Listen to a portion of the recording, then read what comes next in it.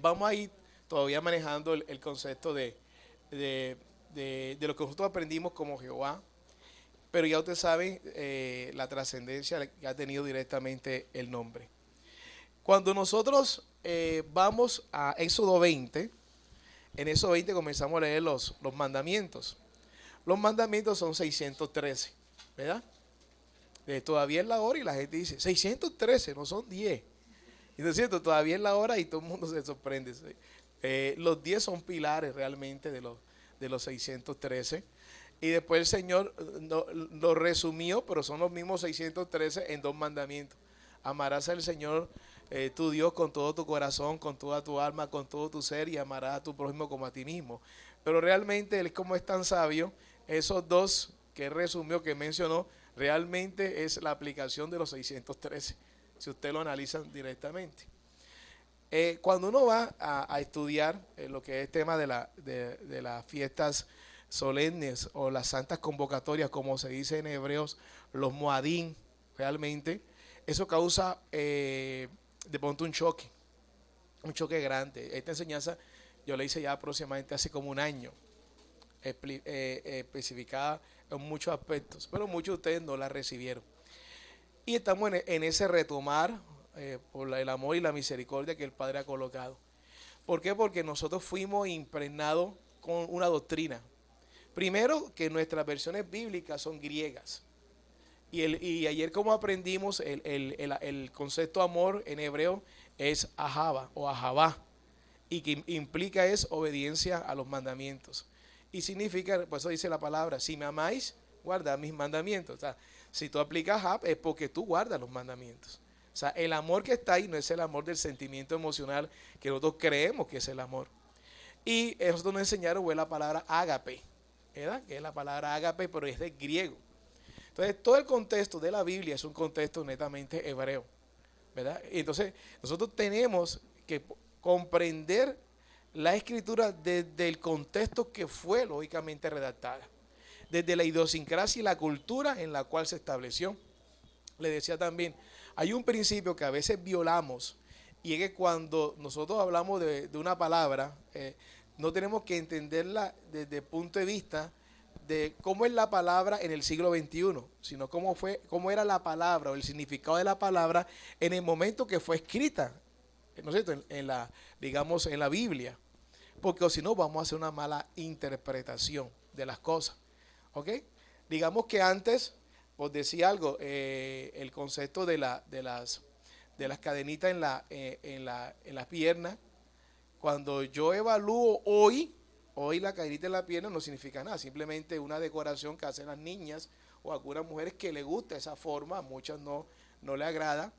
Pero si evalúo la cadenita, lógicamente, de pronto en la parte de la pierna, hace 30, 40 años en Cartagena representaba que identificaba a las mujeres de la prostitución aquí en Cartagena. O sea, mire ese detalle, ¿verdad? Entonces, si a mí me viene de pronto yo a leer un libro de historia hace 30 años, yo tengo que interpretar qué significaba la cadenita de pronto en la pierna en el momento que fue escrito ese libro hace 30 años. ¿Qué está sucediendo hoy? Y por eso es la dificultad que se presenta cuando uno comienza realmente a entender todo esto. La parte histórica, la parte geográfica, como me ha tocado a mí estudiar en la Universidad de Jerusalén, es que uno tiene que irse, qué significaba en ese momento y no interpretarlo hoy. Es decir, no, hoy para mí no representa nada, pero en ese momento cuando lo está escribiendo el apóstol. Por ejemplo, ayer aprendimos del espejo, ¿verdad? El espejo en el tiempo que Pablo está escribiendo en los Corintios no es el espejo que nosotros estamos viendo hoy. El espejo era simplemente de pronto una parte de bronce donde la gente no se veía con claridad. Entonces él dice en Corintios 13, vemos oscuramente o digamos por apariencia. ¿Por qué? Porque cuando la persona se veía en el espejo, que era un bronce, realmente solamente veía como una figura. Pero hoy tu espejo te ve, digamos, claritico, aunque hay espejos que engañan y te hacen ver más delgada, ¿no es cierto? Esos son los espejos que a ti te gustan, ¿no? O los espejos de los gimnasios, que uno se ve en el espejo de gimnasio, Oye, mi hermano, estoy bien, ¿da? Yo borro luz, me está haciendo efecto. Pero cuando llego a la casa parece que me desinflara. Pasó algo ahí, me espicharon. Entonces vieron que ahí hay que analizarlo. Otro punto fundamental es también conocer, si estoy hablando de una palabra, ¿cuándo fue la primera vez que se utilizó esa palabra en la escritura? Porque el mismo significado de esa palabra va a recorrer toda la escritura, no va a cambiar. Esos son dos principios hermenéuticos que nos volamos. Y por eso es muchas veces la mala interpretación que hoy en día existe. Entonces, cuando uno no entra a ese asunto, la iglesia, la cristiandad, fue prácticamente enseñada por una doctrina que se llama la doctrina de reemplazo. ¿Qué es la doctrina de reemplazo? Es simplemente apartar a Israel de la iglesia. O sea, lo de Israel, ya nosotros no somos israelitas, ya no somos prácticamente hebreos, ahora somos la iglesia de Cristo. Y ese concepto es completamente errado, porque el Señor nunca dijo eso. Sino que la iglesia, después del año 325, con el concilio de Nicea, se crearon algunos fundamentos para la separación entre el concepto de iglesia con el concepto del pueblo de Israel. Por eso la gente cuando dice que hay dos pueblos, entonces la gente dice, hay iglesia e Israel. Eso se lo enseñaron a ustedes y a mí durante todo el tiempo que estuvieron en la iglesia. Cuando nosotros venimos a decir que eso no es así, sino que los dos pueblos son realmente la casa del norte y la casa del sur, eso causa un choque. Al inmediatamente tú ver que ya tú no eres prácticamente de Israel, cuando te hablamos de la fiesta santa, tú dices, no, es que eso ya son para los judíos, para mí no. Ese es el mismo efecto de la teología, lógicamente, de reemplazo, que es la teología que hoy en día aplica a la cristiandad. Por eso te das cuenta que una de las cosas más impactantes que el Señor ha hecho aquí es dejarte aquí en la congregación y limpiarte de la doctrina de reemplazo.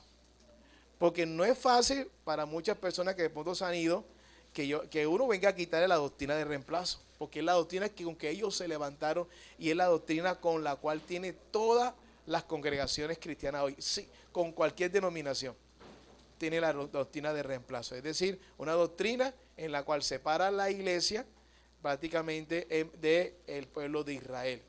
Y si uno se da cuenta, primero la Biblia fue dado, realmente ¿a quién fue dada la Biblia? A los israelitas.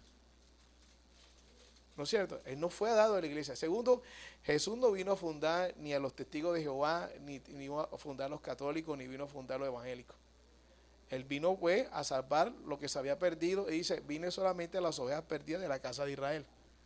Ahora bien, que el Señor dentro de las comunidades, ¿verdad?, cristianas o de pronto creyentes, hay un remanente que ha tenido ahí por su misericordia, eso sí es muy cierto. Entonces, ¿qué ha sucedido? Nosotros estamos en ese despertar. Y ese despertar no es sencillo. ¿Por qué? Porque es un despertar del año 325 hasta la fecha donde la gente ha sido enseñada, es por eso. Y como tenemos la Biblia griega nos enseñó unos nombres, Jesús y Jehová, ¿verdad? Porque si uno no tenía la Biblia hebrea, ninguno de esos dos nombres nosotros los mencionáramos. Primero que ustedes saben que Jesús, la J tiene apenas 500 años de existencia, la J no existía como letra. Es más, si ustedes miran cuál fue el título que se le colocó para decir algo, Jesús en el madero, la gente dice INRI, ¿verdad? INRI. ¿Usted ve alguna J ahí?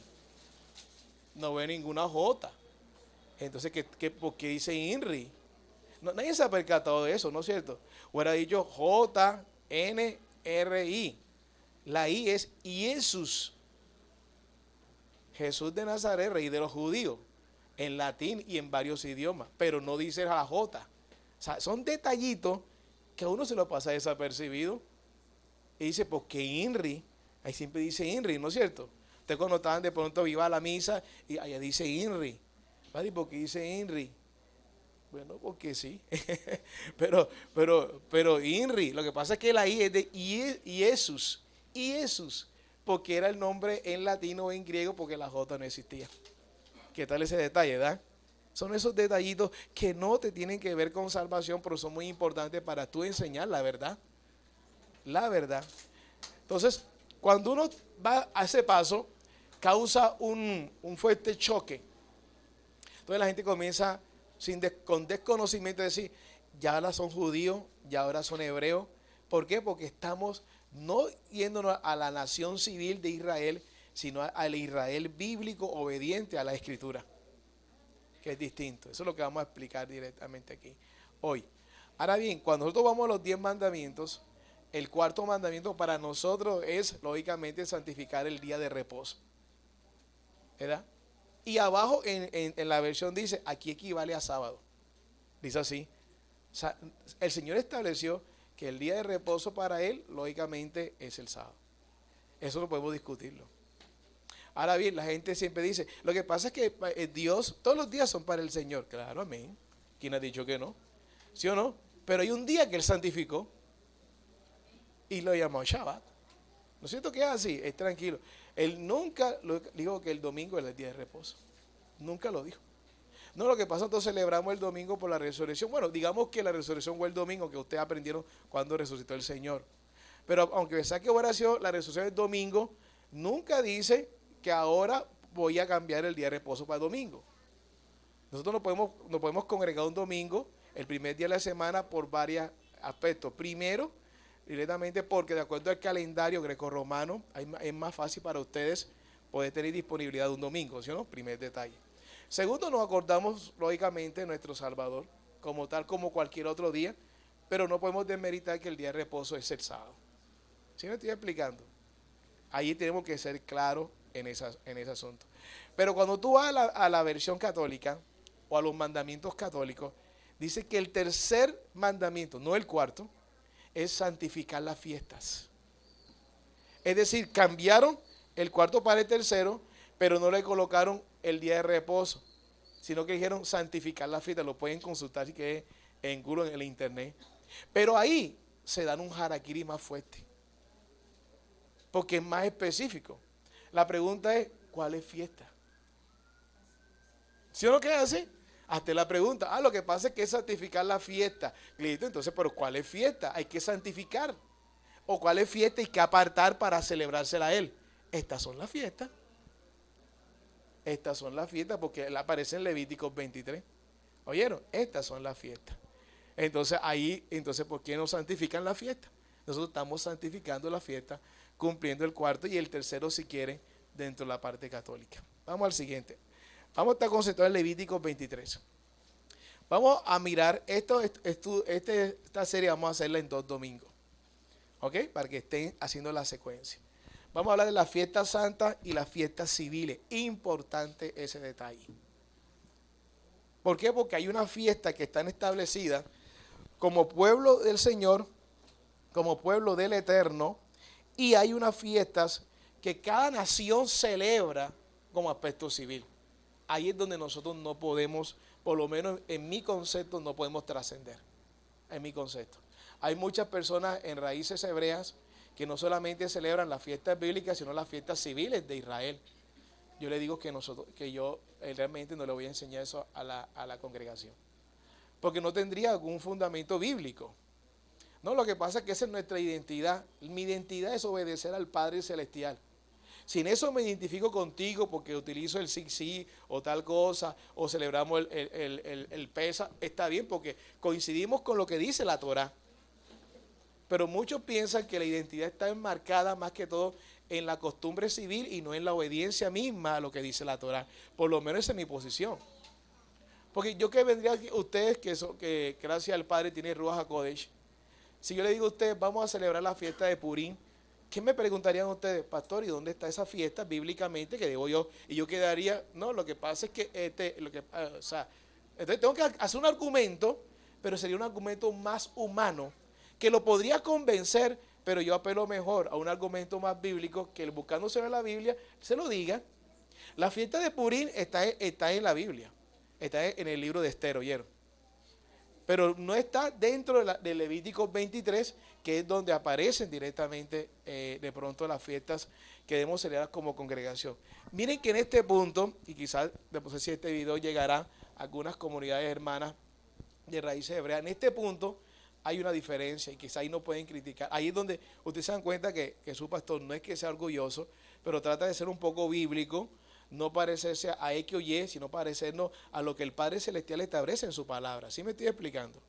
Ok, porque nosotros buscamos identificarnos a quién, a la palabra, al Padre Celestial. Si en eso logramos identificarnos con otras comunidades, amén.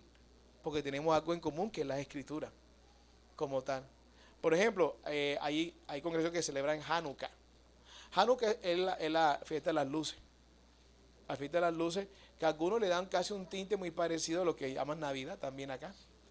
Pero nosotros no celebramos Hanukkah, a pesar que Hanukkah es el último día de la última fiesta que nosotros tenemos. Por eso Jesús dice, yo soy la luz del mundo. Porque en el último día era el inicio de Hanukkah. Entonces lo vamos a aprender para que aquí es importante estos aspectos. La fiesta de Yahweh o la fiesta de Adonai son también las fiestas de Yeshua o de Mashiach, que es Cristo. La palabra Cristo es en griego, Mashiach es en hebreo. ¿Vieron? Lo que pasa es que uno dice, miércoles, ya el pastor dice Mashiach, esto está como raro, ¿no? ¿Verdad? Yo creo que la gente, los amigos míos en San Fernando me dicen George. Y aparentemente equivalente a Jorge, pero ustedes saben ya que los nombres propios no tienen traducción. O sea, Jorge es Jorge en cualquier lado. Lo que pasa es que nosotros buscamos como un equivalente, George, o de pronto Juan, John, ¿ya? Pero es el mismo concepto. En estos días, yo les decía a ustedes que a finales de diciembre, principios de enero, muchas congregaciones cristianas celebraron la fiesta de las primicias. Y ellos critican a los que celebramos la fiesta del Eterno. Entonces, ¿por qué celebran la fiesta de las primicias? Por un simple detalle, buscando las primas del pastor. Y lo hacen en diciembre, ¿por qué? Porque todo el mundo tiene prima y pueden soltar más el billete. Y la fiesta de las primicias no era para eso. Y se hace normalmente en mayo, ¿para qué? Para recordar que Cristo, que el Mashiach, es la primicia de resurrección. ¿Verdad? Ese es el detalle. Ahora bien, cuando tú tengas un primer empleo, ¿verdad? Y tú vienes y dices, yo quiero ser agradecido con el Señor con este primer salario, ¿verdad? Tú puedes apartar, aparte de tu diezmo, de tu ofrenda, y decir, yo quiero dar lógicamente una primicia de agradecimiento a la iglesia, al Padre Celestial por este empleo que el Dios me permitió tener. Tú lo puedes hacer. Tú de pronto, la Biblia dice, participar de todo lo bueno a aquel que te ha enseñado la Escritura. Es decir, tú cualquier día en el año, tú dices, ven acá, yo me siento agradecido con mi pastor por enseñarme esta palabra. Yo quiero, lógicamente, de pronto darle una honra con una ofrenda. Tú lo puedes hacer, pero lo hace que tu mano derecha no sepa lo que hizo la izquierda, ¿viste? Ni tenga que decirme, mira, ya ahí, pastor, eché un chequecito bien grande. No, nada de estas cosas. ¿Oyeron? Por si acaso. Porque qué bonito que uno haga las cosas en silencio. ¿Sí me explico? Si ustedes de pronto van a bendecir nuestra vida porque se sientan agradecidos, no porque yo utilizo el púlpito para de alguna manera manipularle y prometerle casa, carro y beca y que van a tener lógicamente en Santa Marta un apartamento, aunque allá la dificultad es el agua, ¿vieron? Por si acaso, traten de tenerlo en La Guajira. Entonces, ustedes se dan cuenta que lo pueden hacer, pueden honrar a su pastor, pueden honrar a la familia pastoral, pueden dar digamos, una ofrenda, porque consiguieron un empleo como agradecimiento. Pero la Biblia dice, no te presentarás al Señor con las manos vacías en los días de la fiesta, sin dañar el propósito de lo que es las primicias realmente, como hoy en día se interesa. O sea, critican las fiestas bíblicas, pero hacen fiestas de primicias durante toda la semana para recoger billetes para la familia pastoral. Y eso no se ve, para mí no se ve bien. Para mí no se ve bien. Nosotros todos hemos pasado dificultades, como decía Javier, la hemos llevado al Señor, hemos llorado por las dificultades, ustedes han llorado, pero el Señor siempre ha dado una respuesta. ¿Qué debemos guardar y sin olvidar? Mis días de reposo. Este otro concepto mal interpretado hoy en día. Mis días de reposo. La gente no sabe que existe un Shabbat semanal y existe 7 Shabbat anuales. Entonces cuando la gente dice, cuando se refiere a mis días de reposo, la gente está pensando que el domingo también puede ser un día de reposo. No, que hay un desconocimiento enorme de todo lo que es realmente el concepto hebreo de la escritura. Cada inicio, por ejemplo, cuando usted lee el libro de Nehemías capítulo 8, si ustedes se dan cuenta, era un Shabbat, pero inicio de la fiesta de los tabernáculos. ¿Se dieron cuenta? Era un día de reposo, pero uno de los reposos anuales. Si yo no tengo la idea ni entender qué significaba eso en el momento que se escribió, mi interpretación bíblica va a ser completamente desajustada. Y como los que están al frente tampoco lo saben, van a decir amén. Porque lo digo con euforia, lo digo como con contemplanza.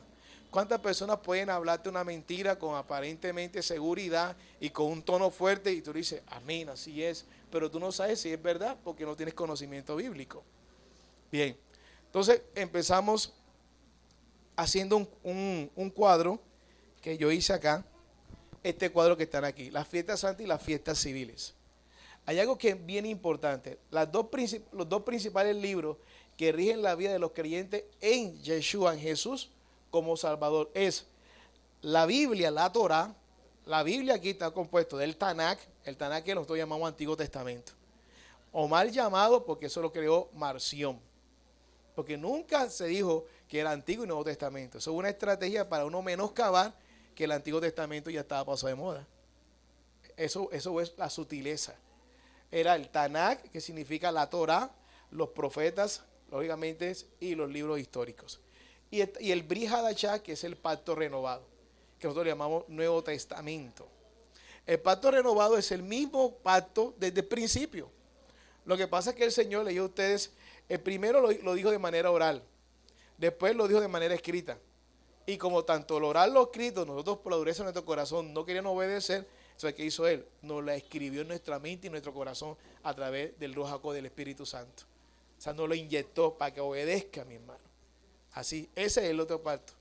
Eso por eso Hechos 2, cuando viene el Espíritu Santo, ¿verdad? Y me seréis testigos. Es necesario que yo me vaya para que venga el Paracleto, el Consolador. Él os guiará a toda verdad. ¿Cuál es la verdad? La palabra. O sea, cuando viene el Espíritu Santo en mi vida, es para que yo abra los ojos y poder conducirme de acuerdo a los principios bíblicos. No era para hablar en lengua. Entonces, siempre hay en Colombia, siempre como creyentes tenemos que regirnos por la Biblia y por la Constitución de Colombia. O sea, son los dos manuales.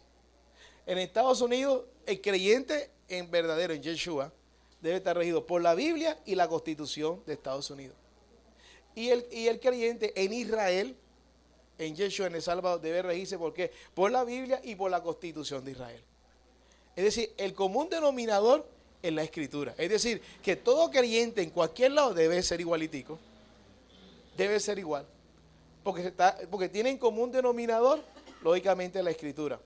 Y hay una nota que yo coloqué aquí donde dice que investigué, que dice, en Israel propiamente no existe una constitución política, esta es suplida por la declaración del establecimiento de Israel como nación en 1948.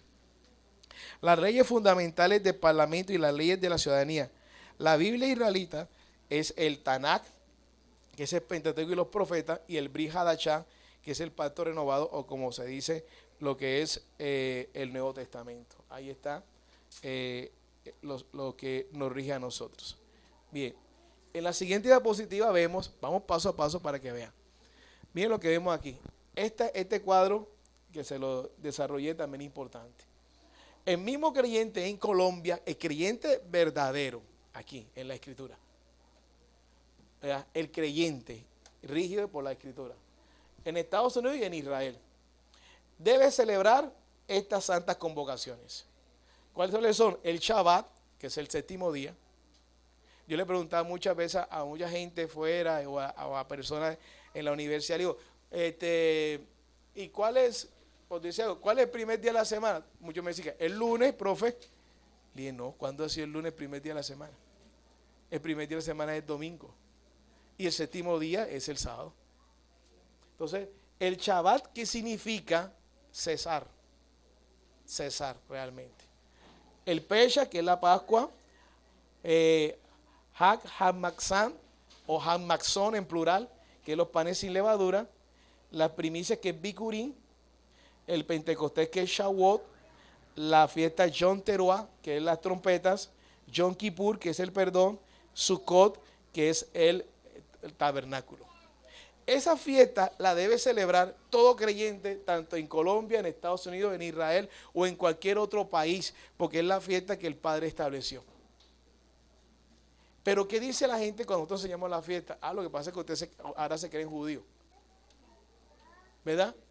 Eso es lo que siempre andan diciendo. Pero son fiestas que están en Levíticos 23. Ahora bien, Esas son las mismas fiestas, mira, las mismas fiestas que están ahí. ¿Por qué? Porque están regidas por la Biblia, ¿verdad? Por la Biblia. Ahora bien, el creyente en Colombia, además de esa fiesta, por sometimiento que dice, sométese a toda autoridad que el Señor estableció sobre la tierra, hay unas fiestas que son diferentes del creyente en Colombia, de Estados Unidos y el de Israel. Por ejemplo, en Colombia se celebra el Día Internacional del Trabajador. Eso coincide con muchos otros países, ¿sí o no? ¿Qué hace? La independencia de Colombia solamente es para Colombia. Es decir, nosotros como colombianos debemos lógicamente respetar ese día, siendo un creyente como tal. Hay denominaciones religiosas que no lo hacen porque consideran que eso es idolatría.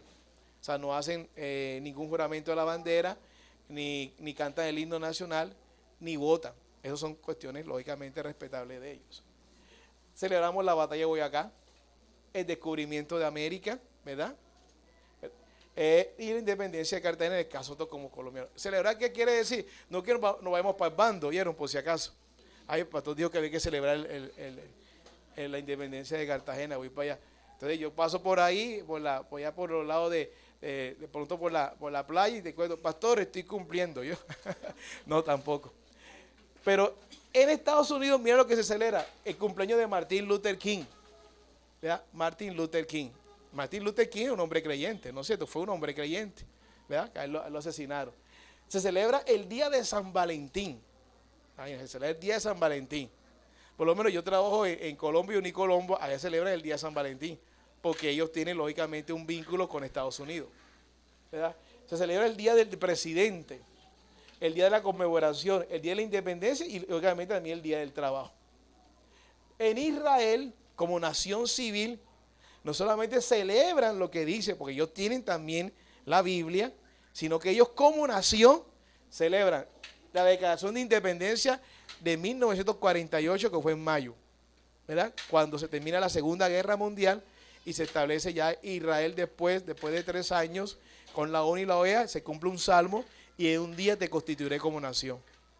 Ese día nombran a Israel como una nación, con todos los derechos civiles. Celebran el día del Holocausto. Este fue en conmemoración de lo que pasó en la Segunda Guerra Mundial con Adolfo Hitler. Celebran el día de Jerusalén, ¿ok? Celebran las festividades menores como el Hanukkah y el Purim. Es decir, esta es una fiesta civil, que la celebra la nación como tal, ¿verdad? Y celebran las fiestas semifestivas que son Lag BaOmer y Teshuvah. Además celebran los 10 días de penitencia, que es la Yamim Noraim. Estas son fiestas que celebra el pueblo de Israel como nación civil.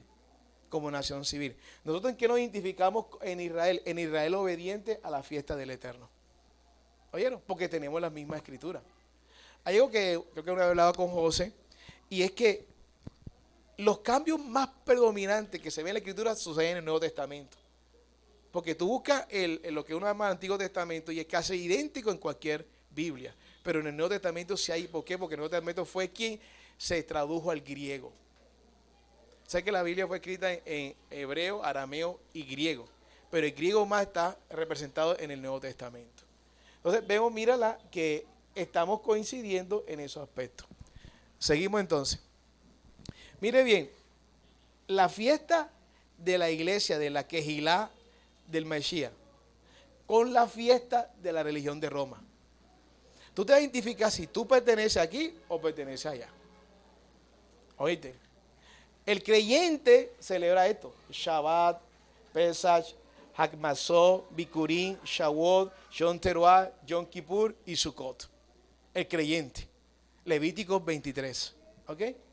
Pero el que es de la religión de Roma celebra el Día de los Reyes, el 6 de enero. Y para rematar dice que son 3 reyes magos. Y yo no sé quién le reveló que se llama Melchor, Gaspar y Baltasar. Y hay una revelación más profunda, que unos negritos, morenitos y otros monos. O sea, yo no sé dónde salió ese concepto. Donde la escritura que dice, los sabios de Oriente, ¿verdad? Celebra el Día de la Virgen de la Candelaria. Si pasaste por ahí por el festival de frito y tenías hambre y te comiste un frito, la gloria es para el Eterno. ¿Tenías hambre? ¿Qué pasó? Dios no, porque la gente se pone unas cosas, ¿no es cierto? A veces. El problema es que tú subas, ¿no es cierto? Y vayas a hacer un acto de idolatría ya. Porque pronto tú pasas, digamos, se me dio aquí una gana. De pronto tu esposa te dice, mío, lo que pasa es que eso fue consagrado para allá arriba. Bueno, vamos a aguantar aquí, caminamos 2 cuadritas más y nos lo comemos 2 cuadritas más adelante para no herir susceptibilidades. Pero es la misma empanada. ¿Oyeron? El día de San José, ustedes se dan cuenta que cuando están los calendarios, todos los calendarios son grecorromanos, ¿verdad? Porque está el día de San Rafael, San José, San no sé qué. Y a muchos de ustedes le colocaron el día del santo o de tal santa o de tal virgen, ¿no es cierto? Porque nació en tal día. Nació en tal día. Porque nosotros tenemos un calendario no bíblico, sino grecorromano. La iglesia del Padre debe tener un calendario bíblico también. El día del Corpus Christi, Sagrado Corazón de Jesús, el día de la Virgen del Carmen, el día de San Pedro y San Pablo, el Domingo de Ramos, Semana Santa, Día Santo, Domingo de Resurrección, Día de Todos los Santos, Inmaculada Concepción, que fue, mira, el 8 de diciembre. O sea, ¿qué quiere decir? Que el 8 de diciembre, Miriam, la Virgen María, fue el primer día en que estaba embarazada. ¿Verdad? ¿Y cuánto tiempo dura una mujer de embarazo? 9 meses. Es decir, que el Señor nació ¿cuándo? Cuando nació, el 25 de diciembre, o sea que 9 meses tremendo pasó ahí, ¿no es cierto? Y la gente todavía le deja meter en la boca, ¿sí o no que es así? ¿Verdad? Oye, imagínate, del 8 de diciembre al 25 de diciembre pasaron 9 meses. Entonces, si tú te das cuenta que aquí al pasar 9 meses, nace en septiembre, que viene siendo una de las fiestas que tenemos acá, que es la fiesta, lógicamente, de los tabernáculos, que es la fiesta de los pesebres. ¿Ah, viste?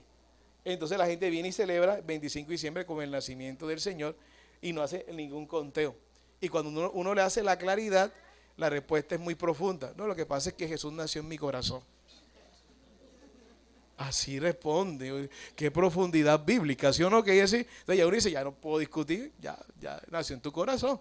O sea, fue inmaculada aquí y nació en el corazón el 25 de diciembre. Ok. Entonces, todo esto que tú ves aquí es la fiesta que celebra la religión de Roma. Y aquí que celebra Navidad. Es decir, que si tú celebras Navidad el 25 de diciembre, tú no eres de la iglesia de Cristo. Tú eres realmente de la iglesia romana. Bienvenido a la iglesia romana con usted. Tremendo, el pastor, cómo la tira. Entonces, se dieron cuenta cómo son los detalles sutiles de las cosas. La palabra Navidad significa nacimiento. Es decir, que todos nosotros tenemos una Navidad, por lo menos la Navidad mía es el 12 de abril, porque nací el 12 de abril, ¿verdad? No tenemos la certeza, pero sí sabemos que la Inmaculada Concepción de Miriam, por ejemplo, es muy cierto, fue el 8 de diciembre. Este dato es verdad. ¿Tú sabes por qué este dato es verdad? Porque 6 meses antes había lógicamente hecho un milagro tremendo ¿con quién? Con Elizabeth, la madre de Juan el Bautista. Y ella se encuentra 6 meses después ¿con quién?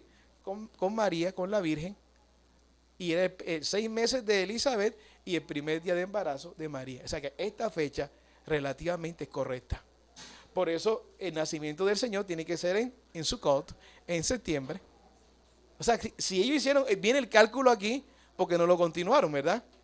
¿Por qué? Porque esto lo creó un hombre llamado Julio I, un papa, aparentemente con buena intención para contrarrestar la fiesta de Tamuz, aparentemente. Entonces miren que ya ahí tenemos la claridad conceptual. La gente que hace, el cristiano critica esto y todos los cristianos que tú conoces celebran este. O sea, no son capaces de celebrar la fiesta del Señor, sino la fiesta establecida por ¿quién? Por Roma. Impactante, ¿no es cierto? Que es así en muchas de las congregaciones. Seguimos, José. Ahora bien, las fiestas de Adonai son también las fiestas de Yeshua o de Cristo, ¿ok? O Mashiach.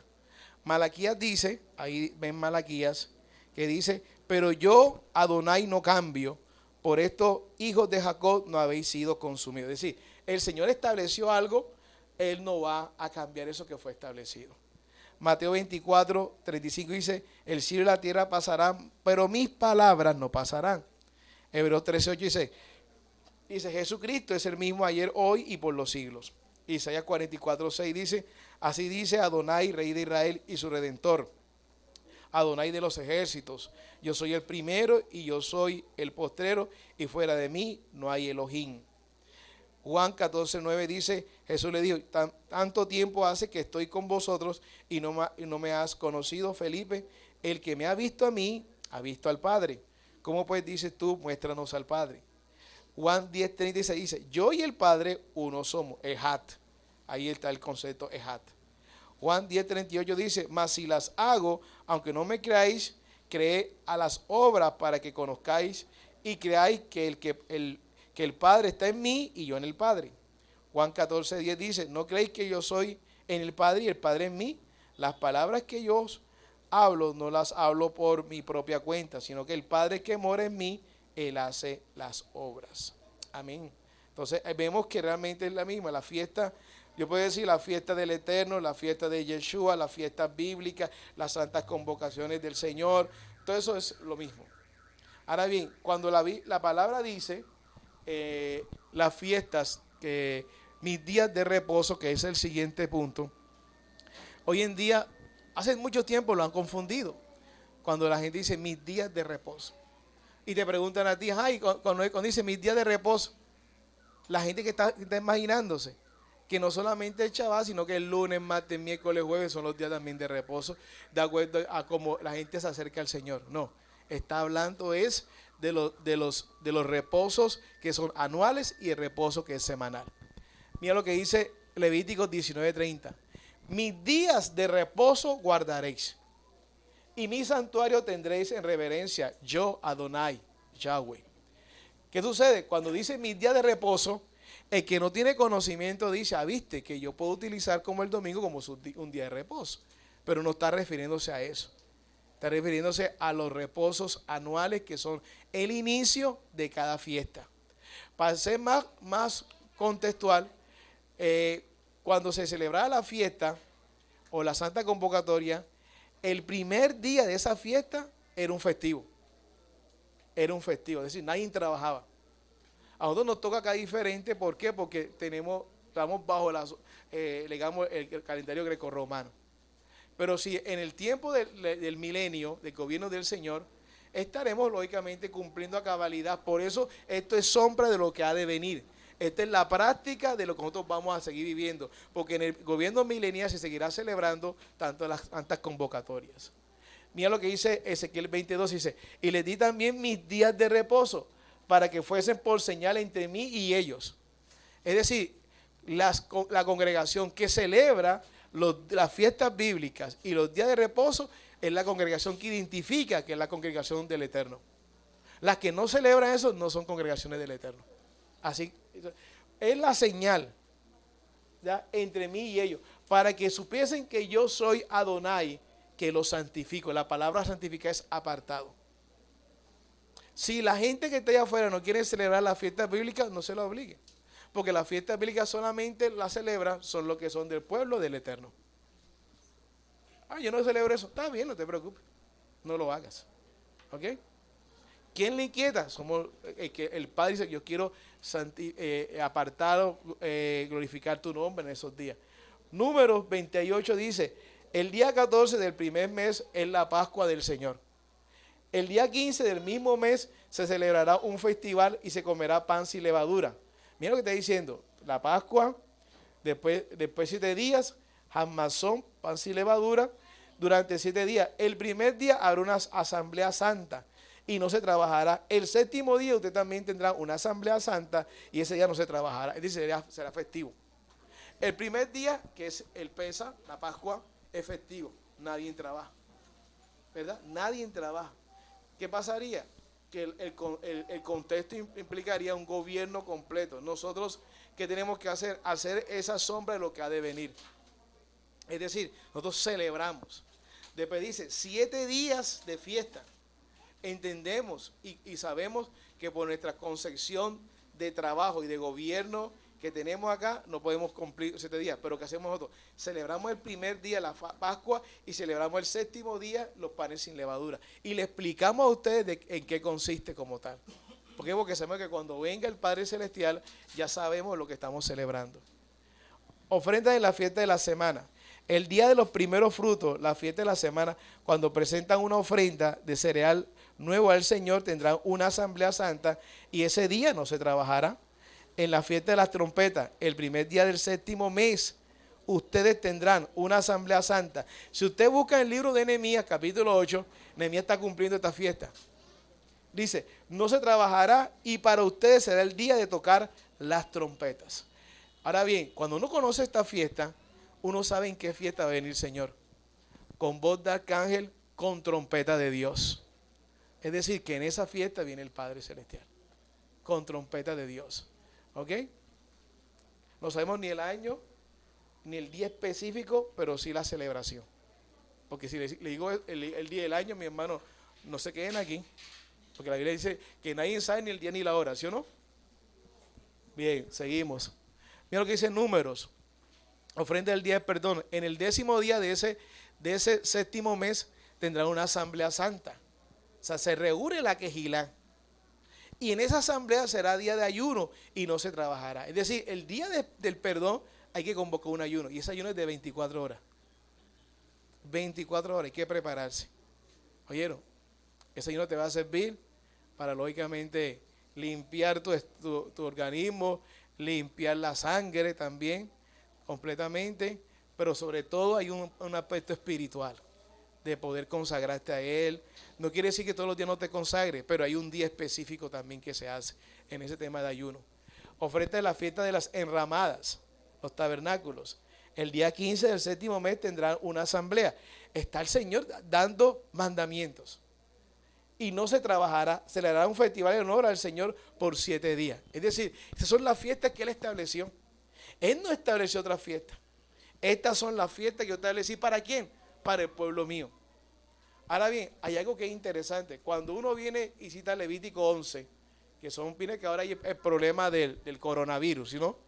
El coronavirus, ¿por qué? Dicen que por la sopa de murciélago. Pero cuando tú ves todo este texto bíblico, Levítico 11 también dice, no comerás murciélago. La gente dice, ah, ya viste que eso está bien en la Biblia. Pero cuando vas arriba dice, no comerás cerdo tampoco. Ah, no, porque esta parte sí, lo de abajo sí. No, es la misma lectura. O sea, es la misma lectura. Así como Dios aborrece el murciélago, también te está diciendo que está aborreciendo el cerdo. O a menos que tú hagas una lista de chequeo, padre, yo te voy aquí a corregir, el cerdo sí, el murciélago no. Entonces tú sabes más que el padre, ¿no? Pero eso es un trabajo interno. Yo nada más le explico lo que dice la palabra y el Padre hace todo. Nosotros no estamos para juzgarlo a ustedes, sino que el Señor hace la obra en cada uno de ustedes. Lo hacemos por amor, ¿oyeron? A pesar que yo a veces soy así, muy puntual. ¿Qué debemos guardar y sin olvidar? Mira lo que dice aquí Deuteronomio, dice, ahora pues Israel. La gente que dice, se lo decía a Israel. La gente que dice de la dieta, que esa fue la dieta que el Señor le dio a Israel. Es decir, que Dios quería más a Israel que a la iglesia, ¿verdad? A Israel lo quería completamente sano, que comieran bien, y a la iglesia que comiera cualquier necedad, ¿sí o no? Que es así, y eso es mentira. La misma ley será para el natural como para el extranjero. Es decir, el Señor entregó una sola ley, no entregó una ley para este pueblo y otra ley para el otro pueblo. ¿Vieron cómo se ha separado, cómo ha hecho el daño completamente? Y nosotros estamos buscando una religiosidad. Entonces la gente va a la iglesia a que le saquen los demonios, a que oren por los enfermos, pero no tienen ni idea de la obediencia en la parte bíblica. Y con aquellas personas salen de una iglesia que la han sacado, porque hay algo que es tremendo. Hay personas que todos los hay que sacarle el mismo demonio que le sacaron el 7 días anterior. El mismo demonio, impresionante. Entonces, ¿qué sucede? Yo no sé qué hace el demonio sale y después el demonio inteligente la espera en la casa para otra vez volverla a tener. Impresionante. Entonces, el sábado que viene, otra vez la misma hermanita a sacarle el mismo demonio. Entonces hay que decirle, hermano, venga en ayuno, porque si le toca vomitar, daña todo el piso. Entonces, ahí vemos que Dios no hizo exclusividad. En un pueblo le dijo, a este pueblo voy a decir que coma bien, al otro voy a decirle que coma lo que quiera. No, es una sola ley, es unos solos mandamientos. El Shabbat es para todos los que son creyentes. No, es más, el Shabbat no fue dado inicialmente a ningún, sino al creyente, porque el Shabbat fue dado desde el principio, donde no se había ni siquiera dado ninguna nación. Desde Génesis aparece el Señor hablando de qué, del día de reposo. Y todavía no había llamado ni siquiera a quién, a Abraham, que fue el que constituyó Israel. Es decir, que el Shabbat fue establecido aún antes, cuando ni siquiera había nación. Entonces no podemos decir que era para la nación de Israel. Mira lo que dice acá. Ahora pues, Israel, ¿qué pide Yahweh, qué pide Adonai, tu Elohim, de ti? Sino que temas a Adonai, a Yahweh, tu Elohim, que ande en todos sus caminos y que lo ames, y sirvas a Adonai, tu Elohim. Elohim es el término Dios, con todo tu leb, con todo tu corazón, con toda tu alma, que guarde los mandamientos de Adonai y sus estatutos que yo te prescribo hoy, para que tengas prosperidad. Usted dice, ¿por qué los judíos son prósperos? Porque guardan los mandamientos, ¿verdad? Que no se aparte del libro de la ley, sino que de día y de noche medites en él, para que hagas conforme a lo que en él está escrito. Entonces, ¿qué sucederá? Dios hará prosperar tu camino y todo te saldrá bien, ¿verdad? Todo te saldrá bien, Dios prosperará tu camino si guardas todo lo que está ahí escrito, lógicamente lo que está en el libro de la ley. Es decir, que el principio de la prosperidad no es hacer pacto a la gente para que la gente parte con $1.000.000, más 2 millones, hacer cosas. El principio de la prosperidad es enseñar a la gente la obediencia al Padre Celestial. ¿Vieron cómo comienza a romperse todos los esquemas religiosos que nosotros teníamos? Y que eso causa molestia, incomodidad, pero nos acercamos a la obediencia del Padre. Miren lo que dice Mateo. En la cátedra de Moisés se sientan los escribas y los fariseos. La palabra cátedra ahí era realmente muchos de ellos, inclusive se podría hacer, ellos se sentaban a enseñar lógicamente la Torah. O sea, ellos no hacían como nosotros, que colocaban uno de pie, sino que se sentaban y tenían su mesa e iban enseñando. Esa es la cátedra.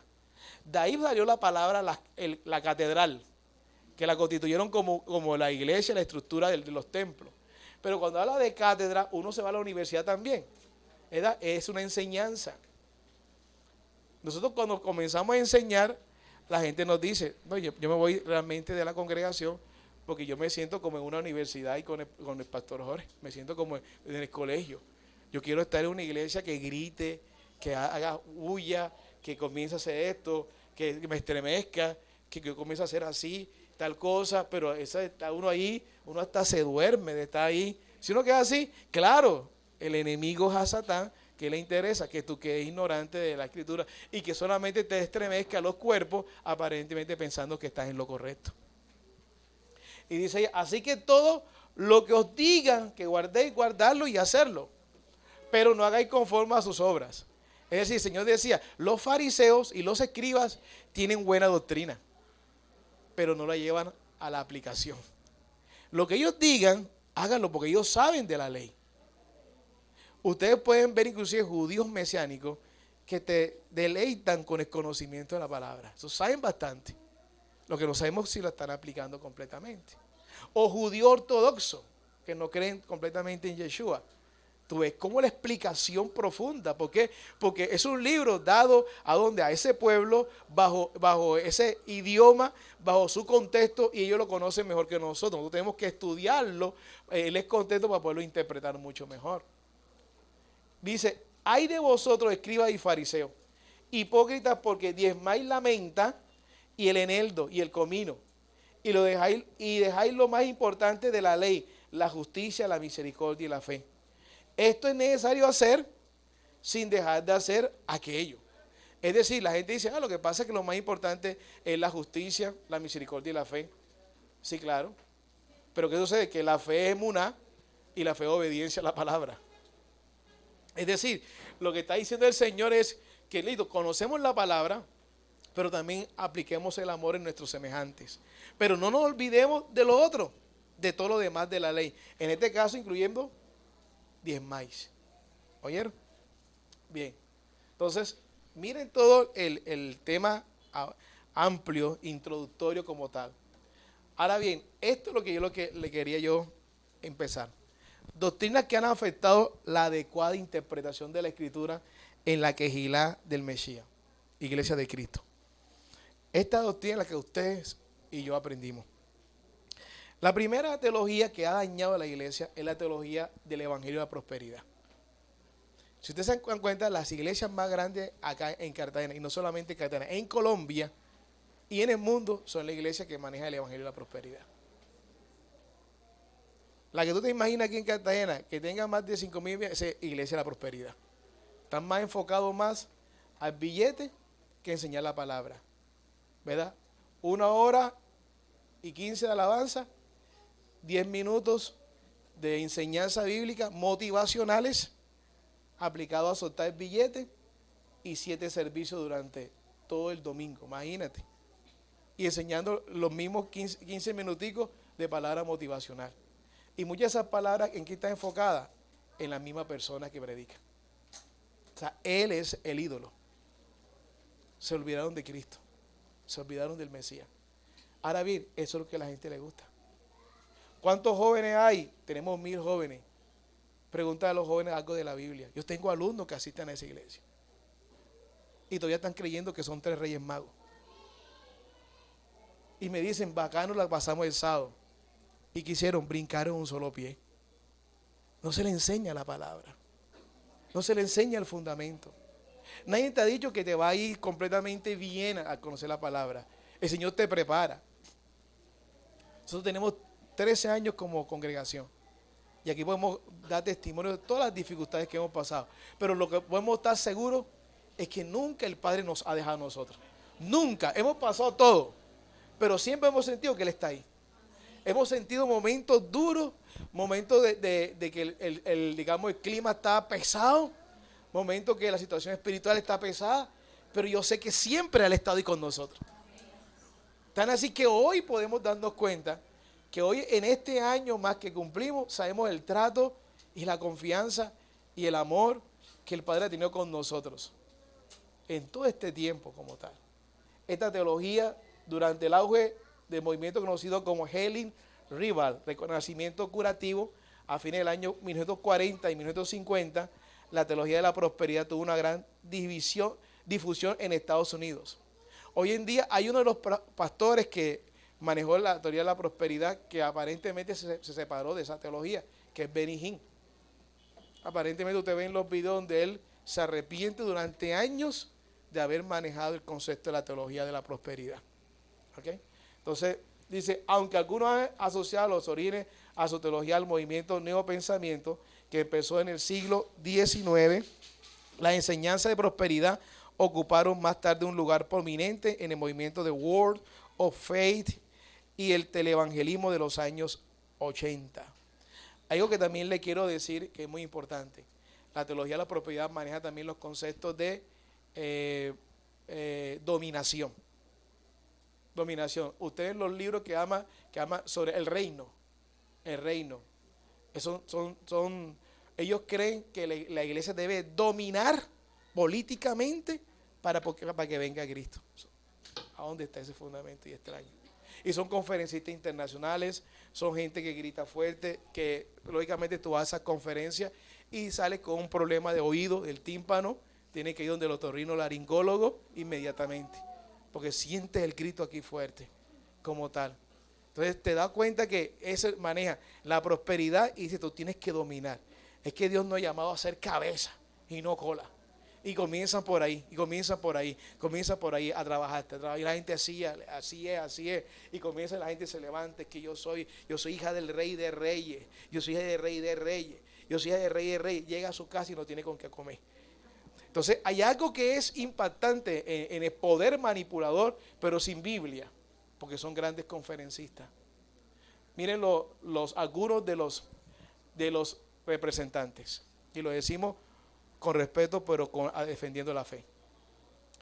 E.W. Kenyon, Oral Robert, Allen, Robert Tighton, T.L. Osborne, Joe Austin, se lo conocen ustedes, Joe Austin, Clifford Dollar, Kenneth Copeland, Cash Luna, Mike Murdock, Reverendo Light y Kenneth Hagin. Y hay otros más que ustedes lógicamente conocen y que han venido inclusive a Cartagena, a algunas de las congregaciones acá, para enseñar. Ellos manejan la teología de la prosperidad completamente.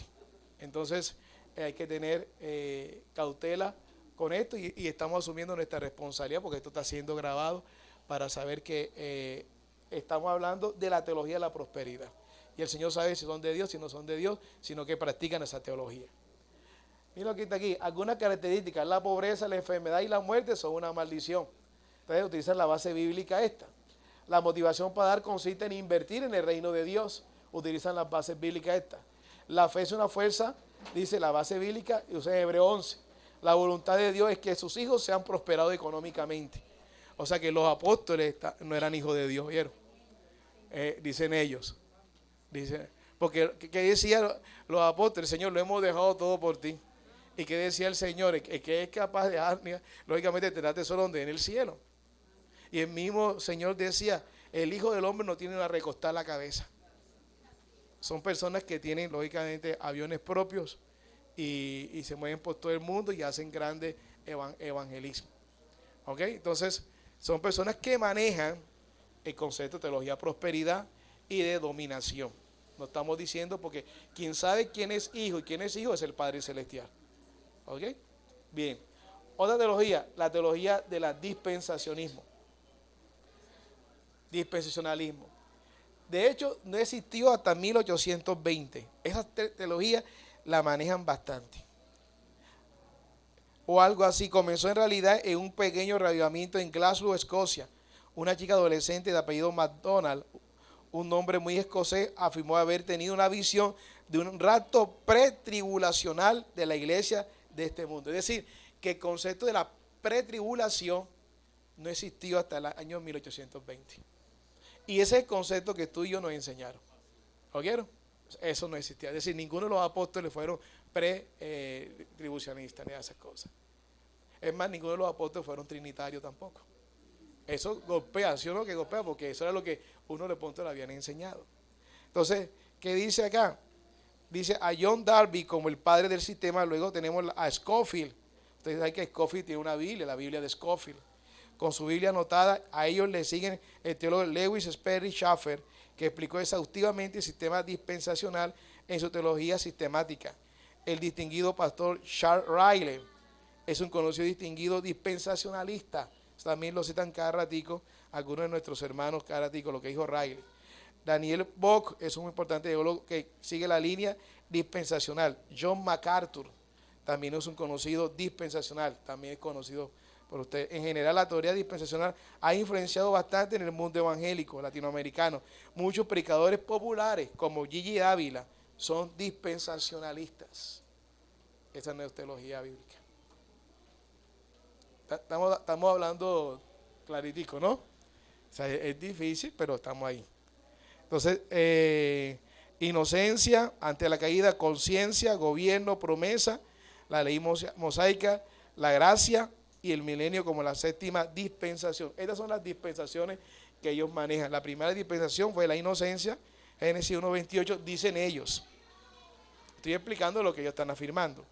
La conciencia, Génesis 4, el gobierno, Génesis 8, la promesa, cuarta dispensación, la ley mosaica, la gracia, Lucas 22:20, y el milenio, que habla de que durará 1000 años. Entre los postulados tenemos lo siguiente: el premilenianismo y el pretribulacionismo. Dios viene por su iglesia y se rapta sin avisar a nadie en el mundo.